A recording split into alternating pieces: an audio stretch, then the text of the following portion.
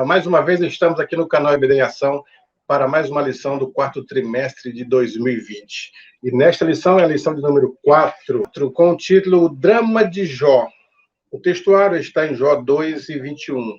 E disse, no saí do ventre de minha mãe, e no tornarei para lá. O Senhor o deu e o Senhor o tomou. Bendito seja o nome do Senhor. Então, esta lição, ela fala hoje sobre o drama de Jó, a situação que envolveu a vida de Jó. Nesse drama, pelo menos 4 áreas foram atingidas na vida de Jó. A área econômica, a área familiar e a área pessoal, que é a saúde física. Então, nós vamos estudar a lição nesses aspectos aí. Já vimos em lições anteriores sobre quem era Jó, um homem reto, temente a Deus, com os adjetivos que o próprio Deus dirige para o inimigo sobre Jó. Falamos em lições passadas sobre o Oriente, a terra de Uz, a situação onde estava envolvida. Mas agora, aquilo que o diabo propôs para Deus, que seria Deus cercou ele de bens e de prosperidade, por isso que Jó era fiel a Deus. Então, o que o diabo está colocando em questão aqui é a fidelidade de Jó, por ele ser reto, homem fiel, temente a Deus, por causa daquilo que Deus o cercara. Isto é, Jó estava cercado das bênçãos financeiras, da prosperidade, e por isso o inimigo diz que esta é a razão dele ser fiel. Aí Deus dá autoridade para que Jó toque no que ele tem. Aí no primeiro tópico nós temos aqui, tragédia de natureza econômica. Então, o sucesso na esfera comercial que Jó tinha, as juntas de camelos, naquele tempo o meio de transporte era o camelo. Quem tinha muitos camelos, como no caso de Jó, era como alguém que tinha uma frota de ônibus, que era o transporte da época o camelo, e da atualidade aí ônibus ou qualquer outro tipo de locomoção. Jó também tinha jumentas, bois, então ele atuava também na área alimentícia, fornecendo leite, entre outros produtos que ele trabalhava. Os bois, por exemplo, parar a terra, plantar a terra. Então, nesse aspecto, a vida de Jó foi atingida. E nós convidamos, mais uma vez, agora na lição dos adultos, o professor Jonas Mendes, já apresentamos ele para os inscritos aqui no canal na lição de jovens. É um professor, ele é um filósofo, um pedagogo e um teólogo, e vai nos ajudar a dialogar nesta lição, mostrar diretrizes para os nossos professores e os nossos alunos na lição que acontecerá. Então, professor Jonas Mendes, nós vemos que o diabo atingiu o sucesso da esfera comercial, colocou por terra todo o comércio que Jó tinha, conforme o comentarista diz aí no primeiro ponto da lição do primeiro tópico. A Bíblia, ela quer deixar claro que Jó era um dos homens mais bem-sucedidos de seu tempo. É um homem que tinha muito dinheiro, muita riqueza. Como Jó está situado na era dos patriarcas, então a Bíblia ainda apresenta uma linguagem no que diz respeito à riqueza um pouco arcaica, dada a situação da época, dado o período. Então, por exemplo, a riqueza de Jó, ela vai ser relatada nas escrituras a partir dos seus bens, a partir dos animais que possuíam e tudo mais. Então, é um homem muito rico para a época, um dos mais poderosos de seu tempo. Mas que, apesar de toda a sua riqueza, era um homem temente a Deus, um homem que se desviava do mal, um homem reto, segundo o próprio Deus declara, né? E aí, o Satanás, né? O que eu acho interessante é que quando Jó mostra que um dos filhos de Deus vai até a presença de Deus e dentre eles está Satanás, né? E aí Deus diz para Satanás, tens visto tu, meu servo Jó? Dá a impressão que Deus está incitando Satanás contra Jó, o que na verdade não é bem assim, não é a questão. Porque quando Deus fala bem assim para Satanás, tens visto tu, o meu servo Jó, Deus é onisciente, Satanás não. Só que aí Satanás diz, Jó, pois você deu riqueza para ele, a fazenda dele está crescendo, o gado dele está crescendo. Satanás começa a descrever uma série de características que Jó tem, ou seja, a sua riqueza. Ele começa a dizer, você cercou ele de bens, né? Fazendas, gado, está prosperando. Ou seja, na verdade, Satanás já estava vendo Jó faz hora. Deus sabia disso. Deus sabia que Satanás já estava rondando Jó. Então, quando Satanás chega à presença de Deus, não é Deus que incita Satanás contra Jó. Deus, na verdade, já sabia que Satanás estava tentando achar ocasião contra Jó, mas não conseguia. Porque Jó, a Bíblia diz que era um homem que oferecia sacrifícios, acordava de madrugada, orava para os seus filhos, intercedia. Então, na verdade, o que Deus vai fazer é simplesmente, mais uma vez, mostrar que Satanás, ele perde todas, ele vai ser derrotado, ele vai ser vencido. Por quê? Porque Satanás, ele tem, vou usar aqui a expressão, a teologia, né?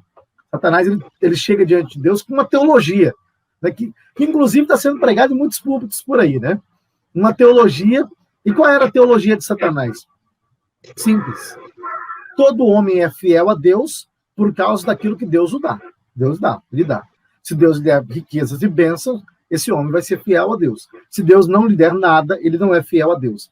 Então, para Satanás, o que Satanás está propondo é que o homem só serve a Deus, né? A adoração do homem para com Deus está condicionada àquilo que Deus dá para o homem em termos materiais. Muito bem colocado, aí, até porque, como você disse, muita dessa teologia está sendo pregada. As pessoas têm mostrado assim, venha para Deus, que ele vai te dar riqueza, vai te dar próspero. E as pessoas aparecem dizendo, eu, quando não tinha Deus, eu era derrotado, eu era um fracassado, um empresário fracassado, não tinha família. Mas aí eu conheci fulano de tal, conheci tal denominação e agora estou próximo, e etc. Então, em certos momentos, Satanás tem razão de dizer que algumas pessoas buscam a Deus por isso. Agora, não são todos os fiéis, os servos de Deus, por mais que Deus os cerque, porque uma das prerrogativas da prosperidade bíblica é buscar a Deus acima de todas as coisas, né? Buscar primeiro o reino de Deus e a sua justiça. Aí nós devíamos perguntar, e como que eu faço para buscar o reino de Deus e a justiça para ter minha vida cercada da prosperidade financeira? Então, quando nós buscamos a Deus e a sua justiça, o próprio Jesus falou, essas coisas vos serão acrescentadas, que é a prata, o ouro, o beber, o comer, o vestir, a vida financeira.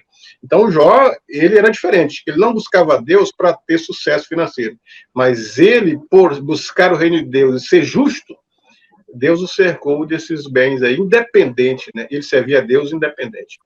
Perfeito. E esse é o ponto central, né? Porque, veja só, Jó, ele não era fiel a Deus porque era abençoado e tinha muitas coisas. Na verdade, ele era fiel a Deus por causa do que ele conhecia de Deus e tudo mais, e por isso Deus o abençoava. Deus o abençoou por causa de sua fidelidade. Então, veja, ele não foi fiel porque Deus o abençoou, mas ele foi abençoado porque era fiel a Deus. Agora, uma realidade, né, como você bem acrescentou aí, Deus é o dono de todas as coisas. O Senhor é a terra e a sua plenitude, né? Diz Paulo, e o salmista já falava sobre isso também. Então, do Senhor é a terra e a sua plenitude. Então, Deus é aquele que nos dá todas as coisas. Tudo que temos vem de Deus. Agora, o que Satanás, ele quer desvirtuar um princípio que é bíblico e bom, né? E fazer com que as pessoas somente sirvam a Deus por causa disso. E aí já não é o princípio bíblico. A verdade, ela está aqui, né? E a mentira, ela quer andar bem próxima da verdade, a ponto de que você não consiga distinguir mais o que é a verdade do que é a mentira. Porque a mentira está andando perto da verdade. Só que ela, na verdade, ela acaba sendo uma distorção da verdade. E essa é a grande questão.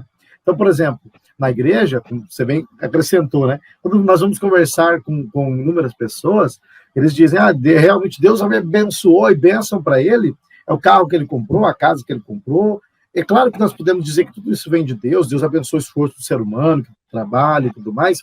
Só que tem pessoas na igreja também que são fiéis a Deus e que Deus nunca vai dar nada para ele demais, porque ele não pode ter. Não tem estrutura para ter. Tem gente que, se tiver um carro, ele não vai para a igreja, porque passa a semana inteira batendo perna, o final de semana todo batendo perna, não vai para a igreja. Então, Deus conhece a estrutura de cada um, né? Deus sabe o que cada um pode ter. Então, é aquela questão, né? A Bíblia diz, né, o Tiago falando, né, que nós pedimos, né, e às vezes Deus não nos dá, e a Bíblia, como tudo, acrescenta. Por quê? Porque você quer pedir para os seus próprios deleites, e às vezes aquilo que nós pedimos para Deus não é bom para a nossa vida cristã, e nem sempre Deus concede por nosso próprio bem, né? Depois desse diálogo, de o diabo desafiar e colocar um teste para a vida de Jó, houve uma autorização da parte de Deus para que ele fosse e fizesse aquilo que ele tinha em mente, que era tocar em tudo que Jó tinha. E então nós vemos que o diabo veio e suscita aqui, como diz o autor, os sabeus, os caldeus, e começou então a ruir toda a prosperidade de Jó. Quando Deus então permite, né? Porque Deus ele vai mostrar que essa ideia que Satanás estava sustentando até então, de que Jó só servia a Deus por causa daquilo que Deus lhe dava, então Deus vai mostrar que Satanás estava extremamente errado, que aquela teologia, né, teologia totalmente satânica mesmo, né, porque veio dele, e era totalmente equivocada.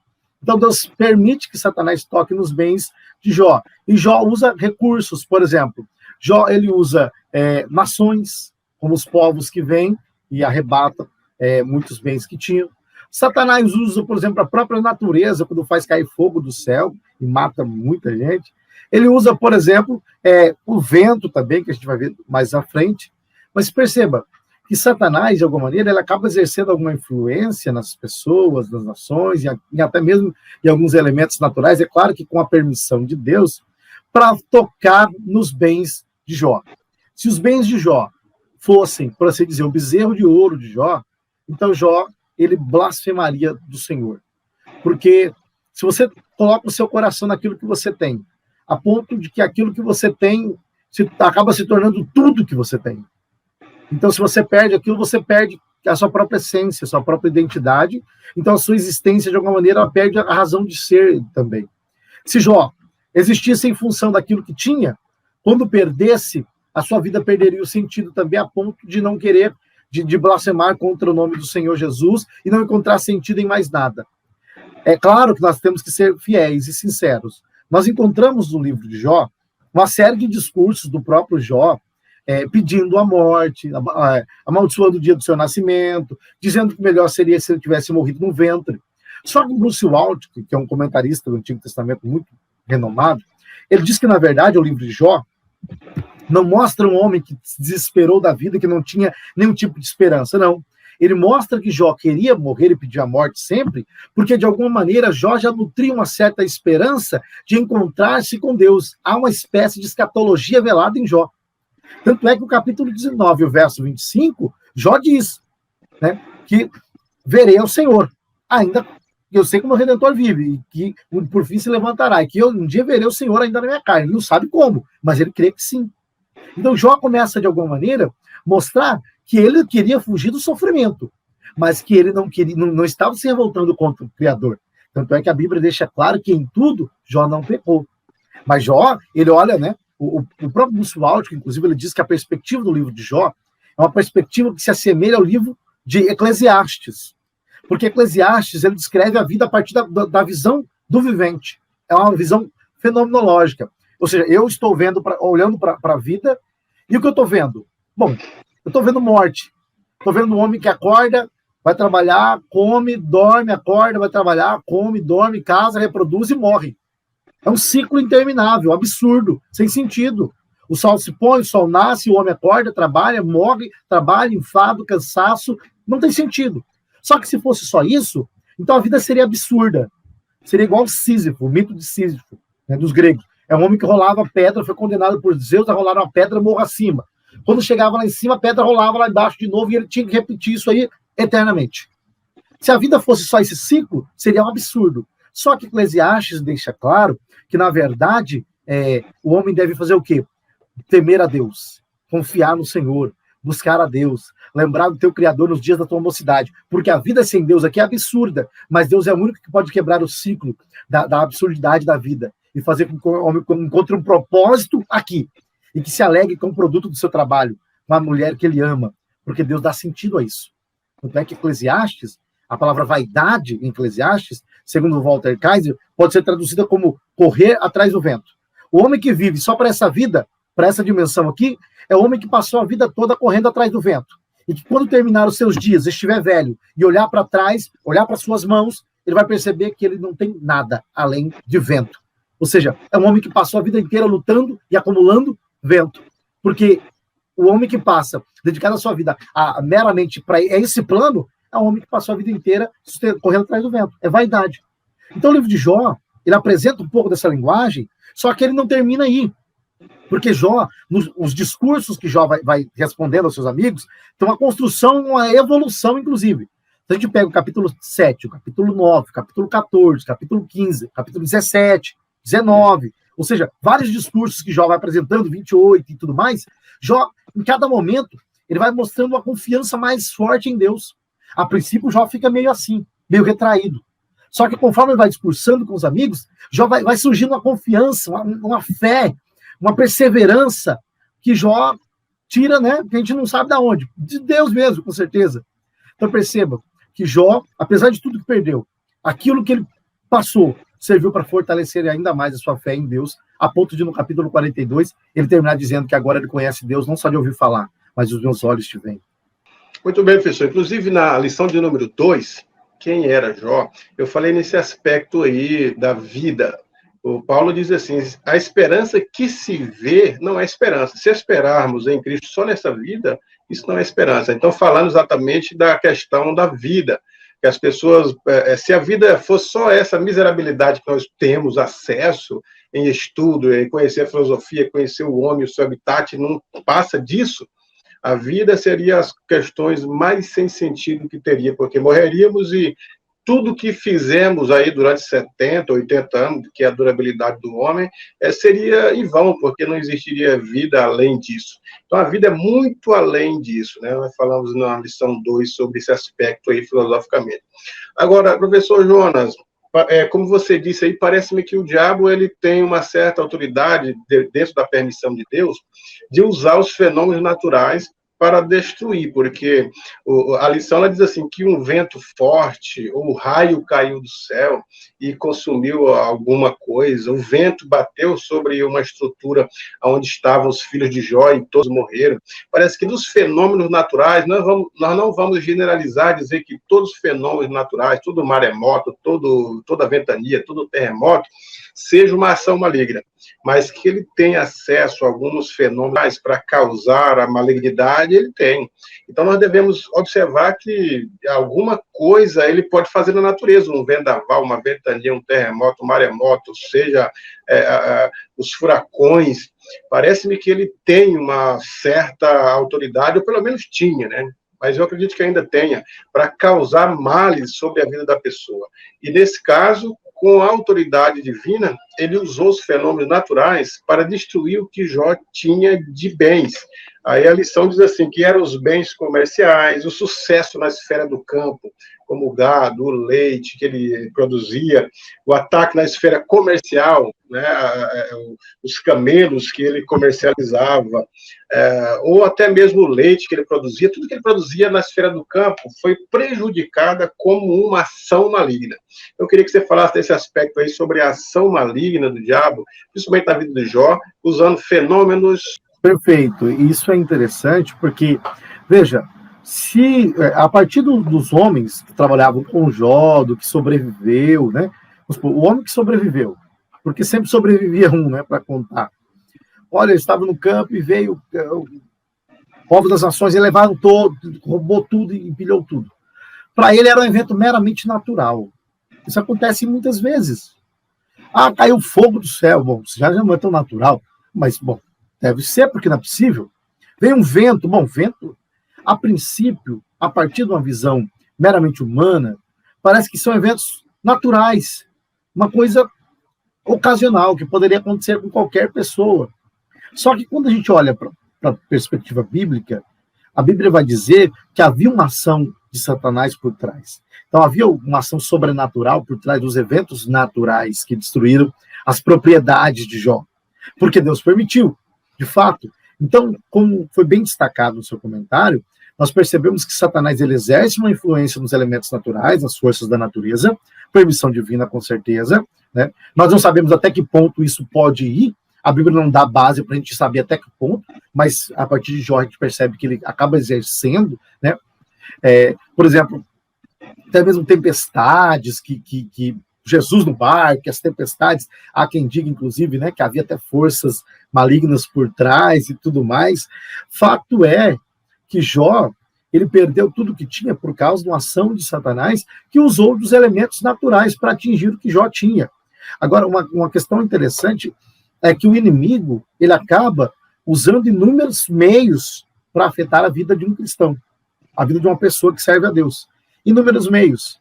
Por exemplo, ele usou povos, usou forças da natureza, ele usa inúmeros caminhos para afetar as pessoas. Satanás, ele é ardiloso, ele tem estratégias. Por isso que Paulo diz, né? Porque não ignoramos os seus ardis, né? E ele fala também das iscas de Satanás.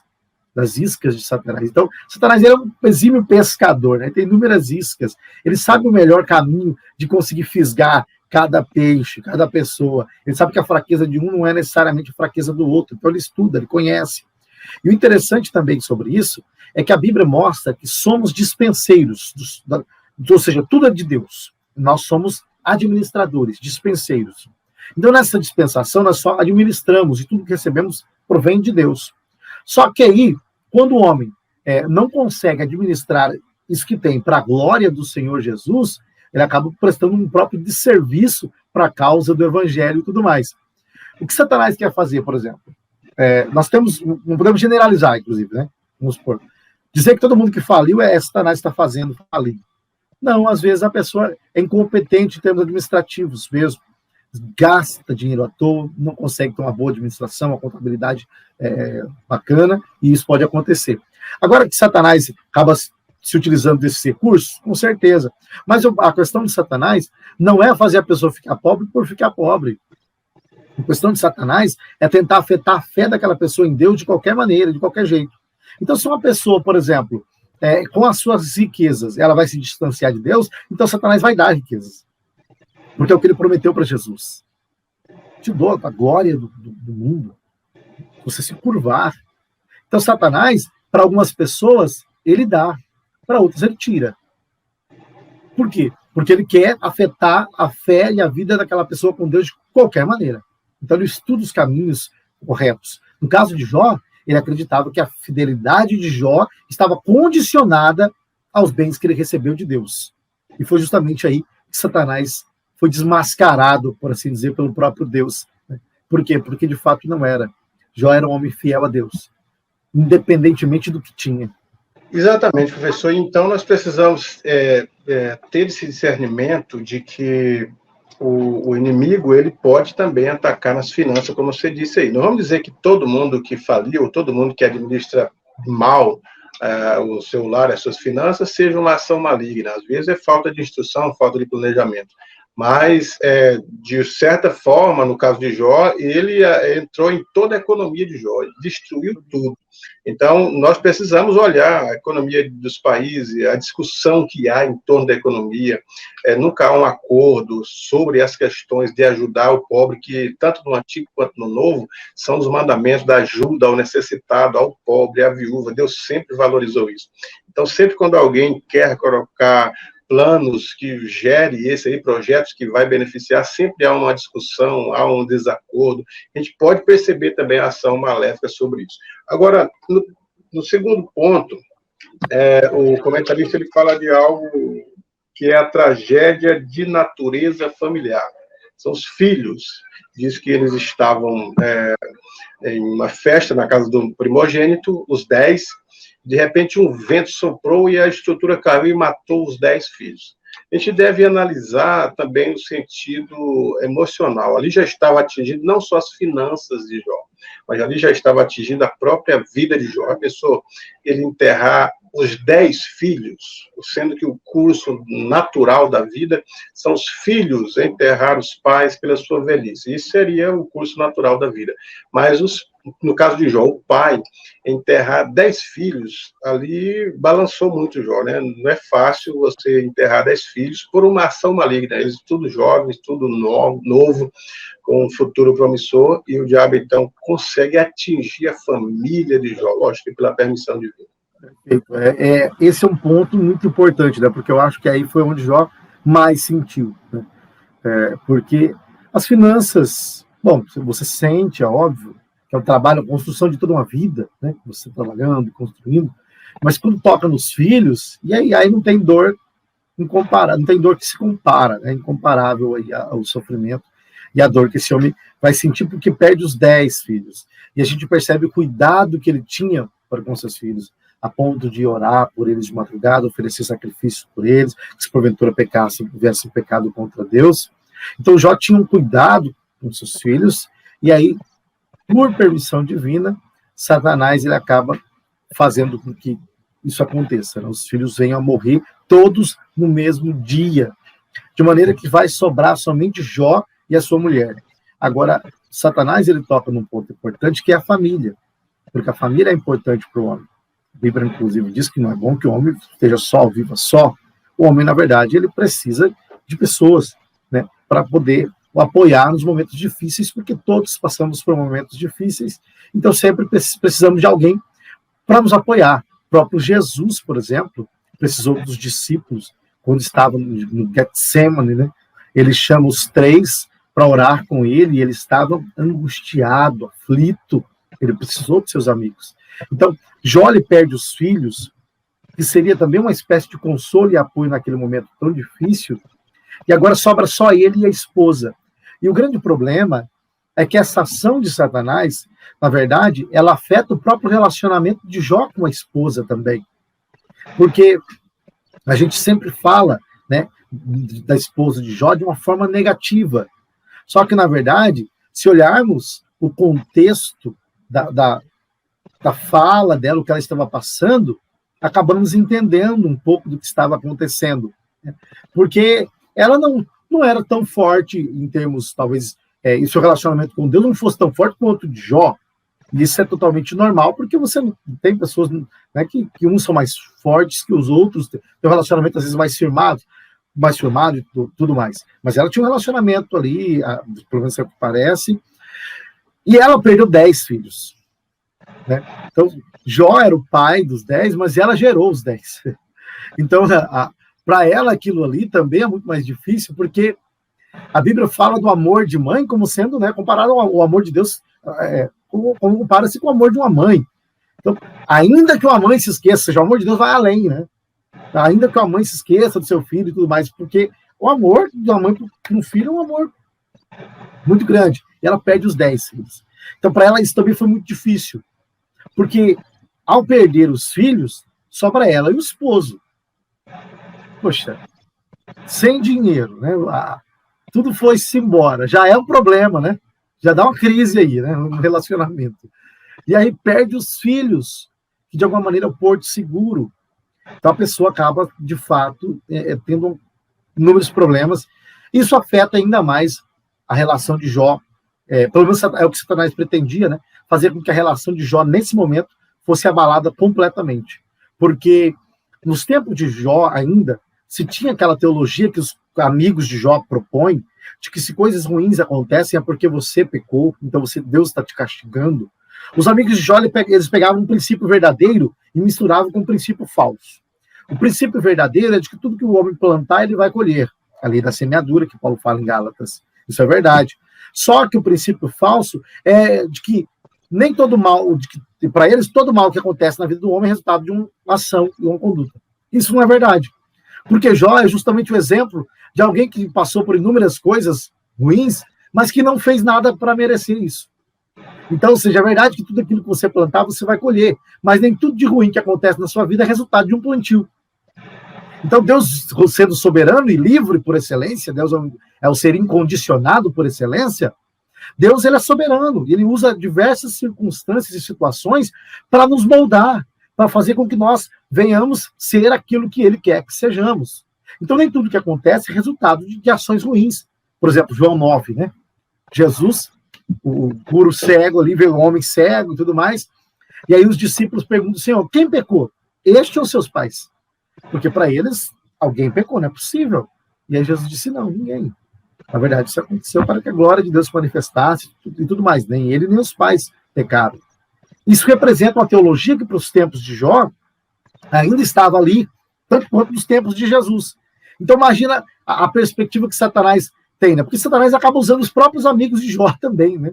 Ali de alguma maneira como emissários para tentar afetar ainda mais a fé de Jó. Você perdeu seus filhos, você perdeu seus bens, você pecou, alguma coisa você fez, você é um pecador. E aí era a hora que Satanás esperava que Jó acabasse revoltando contra Deus com essa atacada grandiosa, né, que foi matar os filhos de Jó. Isso foi no segundo momento do inimigo, que ele propôs a destruição de todos os bens de Jó, e Jó continuou firme. Aí ele vai na questão da saúde. Agora, um ponto que você colocou aí interessante é sobre a esposa de Jó. Ela perdeu 10 filhos, ninguém queria estar na pele dela. Então, ela estava de fato sofrendo, já havia perdido tudo, estava pobre, e perderam tudo. E ainda perdeu os 10 filhos, enterrou os 10 filhos, e Jó estava sem saúde para recuperar, e ela não via nada o inimigo põe na cabeça dela exatamente isso. Ela não via esperança ou saída nenhuma. Ela estava ali, naquele momento, desacreditada. Então, lógico que ela está sendo influenciada, assim como Pedro também, né? Nem por isso nós vamos desmerecer Pedro, porque quando Jesus estava dizendo que deveria morrer, deveria ser crucificado, aí Pedro disse, tem misericórdia de ti, Jesus, não vai acontecer nada disso contigo. E Jesus viu que era uma influência maléfica e disse, para trás de mim, Satanás. Então, nós se percebe que o diabo desencorajando Jesus a ir para a frente da cruz. E da mesma forma, o uso dele, através da esposa de Jó, para que amaldiçoasse o seu Deus, desistisse dessa fidelidade, entregasse os pontos. É assim que era a proposta. Por mais que alguns estudiosos tentam dizer que, de fato, o que ela queria dizer era abençoa teu Deus, isto é, entrega a tua vida a Deus, dê a bênção dele e entrega a sua vida para ele. Alguns interpretam que ela estava propondo que a maldição era, de fato, o contrário, que ela abençoasse a vida e dizia, bom, já não aguento mais, eu quero morrer, e morresse. Mas isso não é verdade pelo próprio contexto. Eu nem vou entrar nessa discussão aqui, porque o comentarista já entra na questão da língua original, a língua hebraica, e traz outros argumentos. Né? Tanto na lição quanto no livro ele fala isso. Mas vejam só, porque o próprio Jó disse, como dizem as loucas, dizem tu. Então não era uma proposta boa, como alguns comentaristas costumam dizer.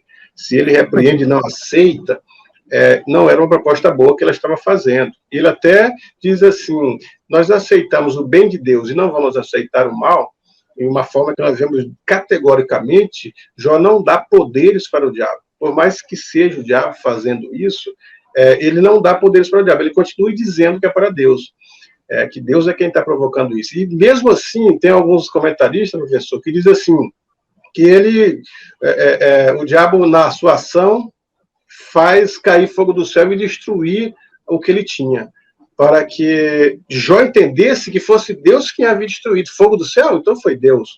Um vento é a dominação de Deus, para ele se revoltar contra Deus. Dizer, puxa lá, vida, Deus está tomando tudo de mim por quê? E se revoltasse contra Deus. Essa era a intenção do diabo.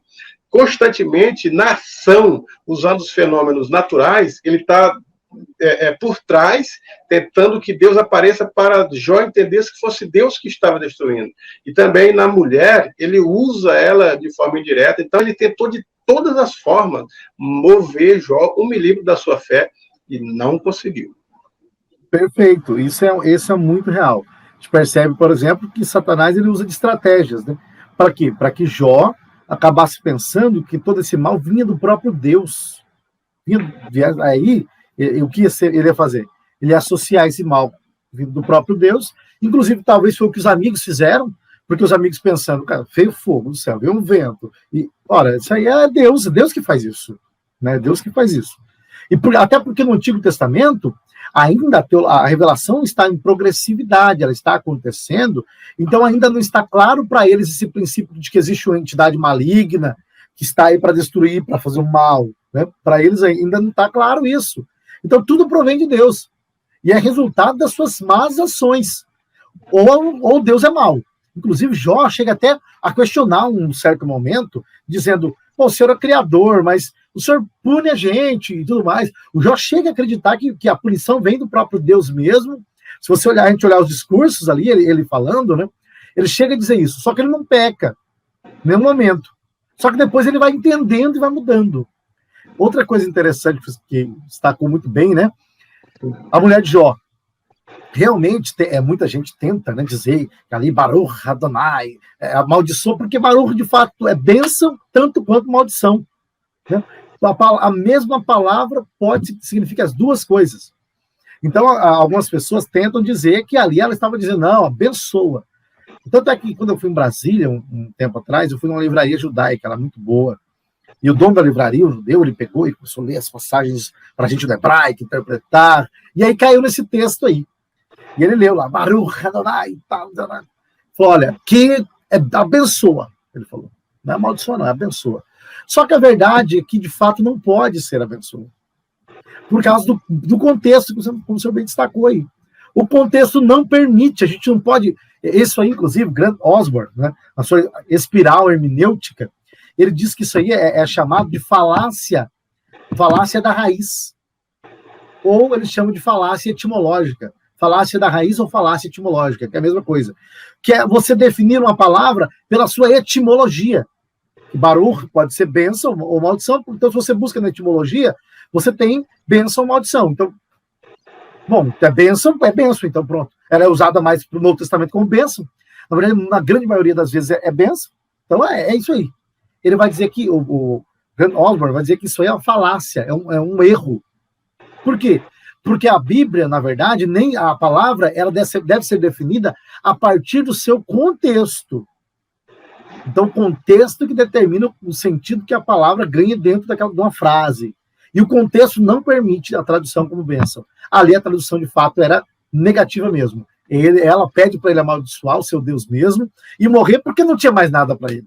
Do jeito que ele estava naquela situação, ela entendeu, né, até por influência aí de Satanás, como foi bem colocado aí, como Pedro, né, ela entende que até Deus abandonou ele. Porque um homem, para passar por uma situação dessa, perdeu todos os bens, perde os filhos, e agora naquela situação Deus abandonou esse homem. Então a única coisa que um homem desse pode fazer é amaldiçoar Deus e morrer. Né? Então percebe que é uma situação complicada, de fato, para se entender. E a verdade é que Deus nem levou ela em consideração. Deus não levou ela em consideração a ponto de, em nenhum momento, você vê Deus repreendendo ela ou mandando Jó orar por ela, como foi com os amigos dele. Então, porque Deus é um Deus que compreende o ser humano em seus momentos. Né? Deus não é um Deus, aquele Deus tirano. Né? Deus, ele entende, conhece o ser humano, sabe que somos pó. E Deus também sabia que ela estava sendo influenciada, né? Era como se fosse uma opressão maligna que estava fazendo com que ela o diabo levasse através dela Jó a pecar. Então, foi bom você falar sobre Osborne, né, da espiral hermenêutica. Ele é também aquele escritor do Apocalipse, né, um dos melhores comentários do Apocalipse é o Osborne, né? Foi bom, então, uma dica aí para os professores. Agora, um detalhe, uma dica para os professores aqui nesse ponto. O professor deve destacar o seguinte, que o diabo sempre atacou as famílias, coloque isso em evidência, tanto os filhos como a esposa, ou o marido, quando é o contrário da mulher ser fiel, o diabo sempre atacou, a família sempre esteve em ataque, sempre nós estamos vendo aí na mídia ou nos pensamentos da atualidade, outras formas de família, ou duas mulheres juntas, ou dois homens juntos, ou mais, né, ou 4, 5 homens e várias mulheres num casamento só, como é na Holanda. Então, nós devemos observar que o diabo sempre esteve atacando a família, que é uma das instituições divinas. É Deus quem criou e é o modelo divino. Então, tudo aquilo que Deus criou, como a própria Bíblia diz, o diabo veio para destruir, né? Veio para fazer as obras más, mas para isso o Filho de Deus se manifestou para desfazer as obras do diabo. Então, o ponto que o professor deve focar nesse aspecto aqui é a ação maligna frente à família cristã.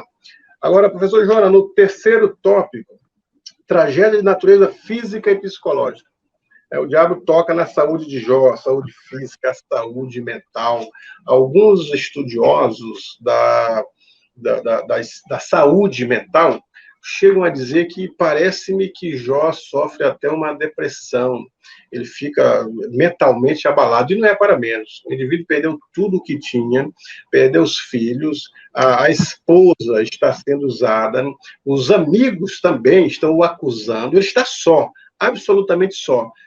Até Deus está em silêncio ali, né? Como o comentarista disse, a graça está quieta, a graça oculta, até o momento ali do sofrimento de Jó, a graça está oculta. Então, ele está só, né? Você não vê a graça se manifestar, e ele está praticamente só, a esposa contra, os amigos contra, e ele sem nada. Então, não é para menos, ele sofreu um abalo psicológico, não sei se uma depressão, mas ele está ali abalado, está amaldiçoando o dia que ele nasceu, amaldiçoando os joelhos que acolheram, amaldiçoando os seios que amamentaram. Ele está indignado ali com a situação que ele está, por ser justo, né? Na situação que ele estava passando, era totalmente normal a pessoa ficar desorientada, porque, veja, é um trauma muito grande, né?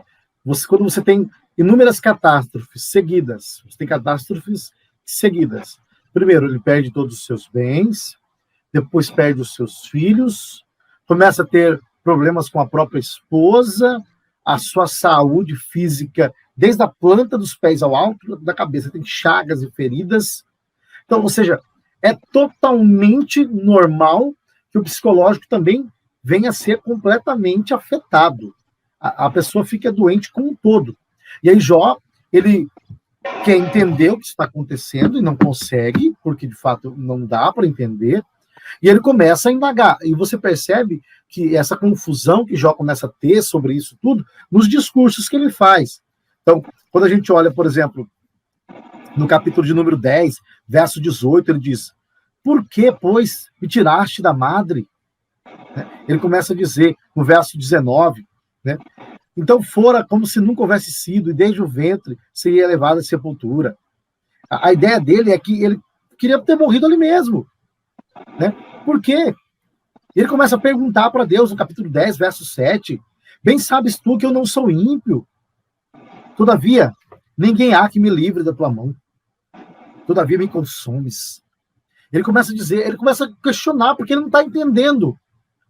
Ele está fisicamente abalado, com chagas e feridas, e psicologicamente totalmente abalado também, tentando compreender.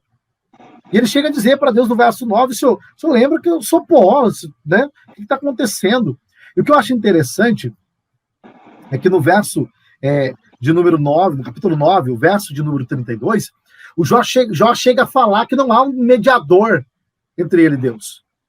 Né? Como se ele já estava pedindo por um mediador. Olha só o que ele diz. Porque ele, está falando de Deus, né? Ele não é homem como eu. Deus não é homem como eu. A quem eu responda, vindo julgamento a juízo. Não há entre nós, ou seja, entre eu e Deus, não há entre nós árbitro que põe a mão sobre nós ambos. Jó está dizendo, olha, eu estou passando por tudo isso e eu não vou vencer, não vai ter jeito, porque, primeiro, Deus não é homem como eu sou, e não há ninguém que faça uma mediação entre eu e ele. Não há um mediador, não há um árbitro, não há. Então eu estou perdido, né? Pelo menos estou mal, não estou bem. Porque não há um mediador. Ele já estava clamando aí por um mediador. Porque Deus não é homem, como ele é, para entender o que ele está passando. Para entender. E aí ele chega a dizer no capítulo 10, Senhor, lembra-te que sou pó. Porque o Senhor é Deus, eu sou humano, então Deus não compreende. No capítulo 14, inclusive, Jó ele vai dizer que os dias do homem, o homem é como a flor, que seca, foge, se vai-se embora, ninguém não permanece mais. Bem semelhante ao Salmo 103. Bem semelhante. Então, Jó já estava dizendo, ó, Deus, o Senhor é eterno e poderoso, mas eu, né?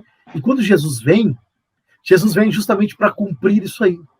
Porque Jesus é o Deus que se fez homem, é Emanuel, Deus conosco, é o Deus que se fez carne, que habitou e que palmilhou por essas terras. É o Deus que agora é o mediador entre os homens e Deus. Ele é o mediador, ele é aquele por quem Jó tanto esperava e ansiava. Aquele por quem Jó clamava, ele veio. Né? Então, Jó sentiu essa necessidade, mas nós temos esse mediador. Nós temos alguém que, assim como nós, em tudo foi tentado, diz Hebreus, né?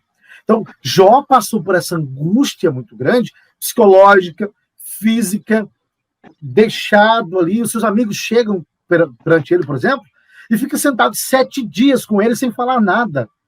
Eles já estavam, porque ali é o luto, 7 dias é o tempo do luto. É como se já estivesse dizendo, ó, já vamos guardar o seu luto aqui, porque você está morto. Acabou para você. Então, imagina a situação do homem desse. Né? De fato, foram boas essas questões que você colocou. E enquanto você falava, eu me lembrava de que Jó não questionava sobre as riquezas que se foram, sobre o filho que se foram. Parece-me que ao longo do livro ele questiona por que Deus o abandona, porque Deus não responde a ele, e ele quer saber por que ele está passando aquela situação, o que ele fez. Porque Deus não se manifesta, parece que Deus o abandonou, Deus está calado. Por que tu não falas? É o que ele questiona, né? Aí ele faz, à medida que a pressão psicológica vem sobre a vida dele, da mulher, dos amigos e do inimigo atingindo ali a mente dele, ele começa a fazer uma reflexão sobre a sua vida. Ele diz assim, será se são os trabalhadores? Não, aí ele se lembra que sempre pagou os trabalhadores na data certa e além do salário, sempre dava uma bonificação. Ele fala sobre isso. Ele diz assim, não foi no trato, até isso ele pesquisou da sua vida. Eu sempre tratei os mais velhos como meus pais, os da minha idade como irmãos, os mais novos como filhos. Então não foi no trato. Será se foi no olhar? Aí ele diz assim, nunca coloquei os meus olhos sobre uma virgem para que desejasse. Então não é essa a intenção. E por que tu me abandonou? Qual que é o motivo? Ele quer saber por quê, porque na mente dele Deus havia abandonado. Ninguém falava de Deus, ele clama pelo mediador, alguém por amor de Deus, era isso que ele queria dizer, vá até Deus, confesse com ele, para ele me responder, porque ele me abandonou, ninguém se dispõe, não tinha um mediador, né? Então essa angústia que Jó quase o leva a uma ansiedade, a uma depressão, que ele está clamando, e de repente ele não tem mais fala para falar, voz para clamar, e a Bíblia diz que ele só geme. E é difícil a situação dele, porque ele diz assim, ele passava o dia inteiro esperando a noite para ver se ele tinha um pouquinho de descanso ao dormir. Mas quando chegava a noite, as dores o atormentavam, porque ele passava a noite toda esperando o dia amanhecer para ter alívio. Então não dormia, não comia por causa do câncer na garganta, né, a chaga na garganta. Ele disse que se alimentava só das lágrimas, que as lágrimas corriam nos olhos. Então era esse o alimento dele. Então, uma situação deprimentemente miserável, mas que um detalhe ficou bem vivo ali, e nós não chegamos nem na sombra, é que ele não cedeu nem um milímetro, nem para a direita, nem para a esquerda. Estava com fé, chega ao ponto de dizer, eu sei que meu Redentor vive. Por mais que ele diz, ele não fala, está oculto, não tem mediador, mas ele chega a dizer, eu sei que ele vive. E é essa fé que levou ele até o final da sua prova. Perfeito. Isso é muito claro, né, no livro, né? Essa busca do Jó pela voz de Deus. Ele, inclusive, chega a dizer, no capítulo de número 9, no verso de número 15, né, ele diz bem assim, a ele, né, falando de Deus, ainda que eu fosse justo, ele não me responderia. Antes, ao meu juiz, pediria misericórdia. Ainda que chamasse e ele me respondesse, nem por isso creria que desse ouvido à minha voz. Então, Jó está dizendo, olha, ele não vai me responder. E ainda que me respondesse, nem daria ouvido à minha voz. Por quê? Porque ele ouve só o silêncio de Deus. Tudo que está passando, que mais foi dolorido para ele foi o silêncio de Deus. Deus não fala, Deus se cala. E o que é interessante é que depois, e Jó faz uma série de perguntas, indagações, né? Por exemplo, no verso 19 do capítulo 9, ele diz, né? Quanto às forças, eis que ele é o forte, e quanto ao juízo, quem me citará com ele? Se eu me justificar, a minha boca me condenará. Se reto me disser, então me declarará perverso. Ainda que perfeito, não estima a minha alma, desprezo a minha vida. A coisa é esta.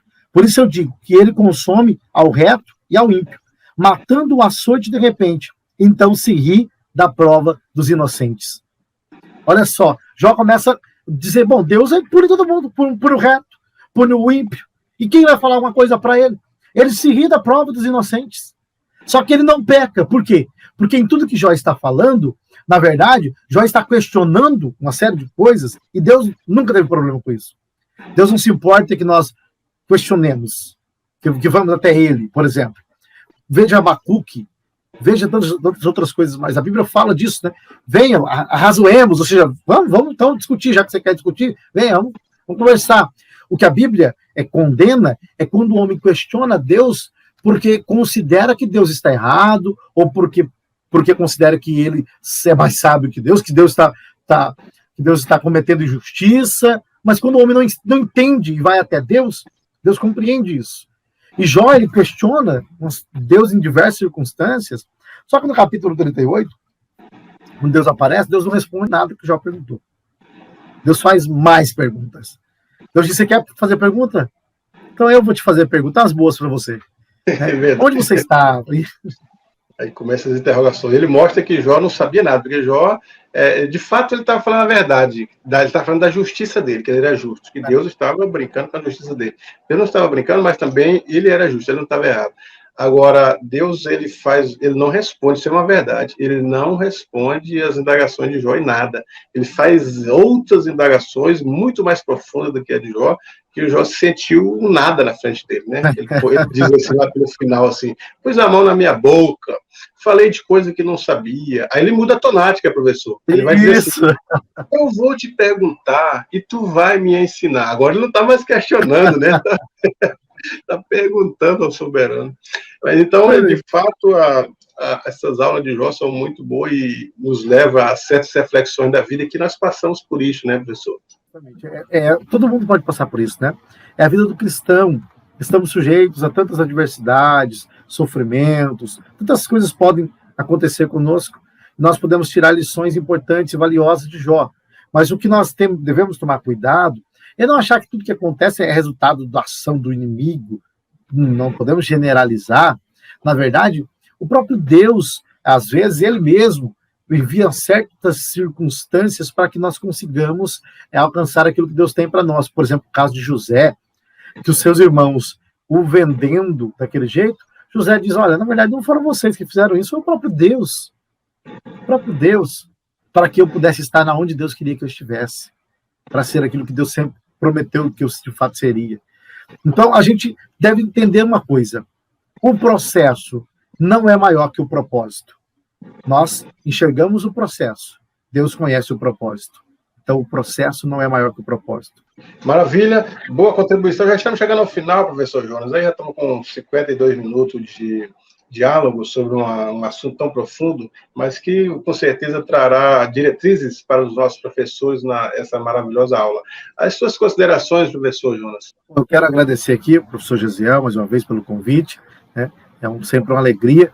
A gente sabe que tudo é muito corrido, né? Tem muita coisa para fazer, e lá eu aqui, a gente está tentando achar um tempo para conciliar os meus afazeres com os dele, e conseguimos hoje, né? Graças a Deus. Então, muito obrigado, Deus te abençoe, professor Gesiel, a todos que vão escutar essa aula aqui, Deus abençoe vocês, que vocês consigam ministrar e passar aquilo que Deus tem para a igreja, mostrar para o povo de Deus que nós temos que confiar em Deus, apesar de não entender o que está acontecendo, saber que Deus, ele é soberano, ele é perfeito, seus planos sempre são melhores que os nossos. Maravilha, nós te agradecemos ao professor Jonas, e como ele disse, a correria do dia a dia, ele é professor, ele tem seus afazeres, e eu também os meus, mas hoje deu certo, e nós estamos aqui fazendo uma live, muito grato pela participação valiosa que ele trouxe aqui para os inscritos no canal. Que Deus aqui te abençoe e continue prosperando o teu caminho no conhecimento bíblico.